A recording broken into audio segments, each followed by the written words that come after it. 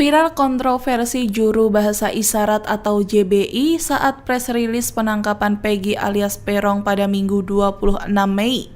Belum lama ini heboh dugaan juru bahasa isyarat Polda Jabar dituding palsu memberikan gestur terkait pernyataan yang disampaikan Kabid Humas Polda Jabar Kombes Jules Abraham Abbas. Dalam konferensi pers tersebut, polisi mengungkap peran Peggy Setiawan alias Peron yang merupakan terduga pelaku pembunuhan Vina.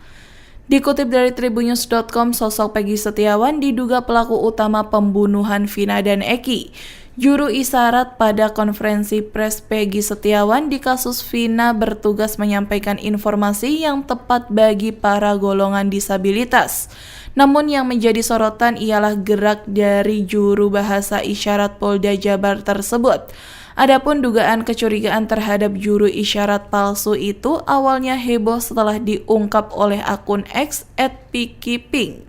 Dalam unggahan tersebut terlihat tangkapan layar dari Instagram Story milik akun resmi Asosiasi Juru Bahasa Isyarat Indonesia.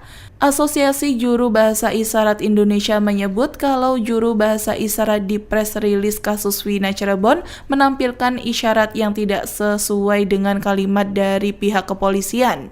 Karena keanehan tersebut, komunitas tuli dan juru bahasa isyarat yang tampak kebingungan dengan penampilan JBI yang dinilai tidak menginterpretasikan kalimat yang disampaikan. Mereka merasa kalau kejadian ini malah bisa menghambat akses informasi bagi komunitas tuli. Download Tribun X sekarang, menghadirkan lokal menjadi Indonesia.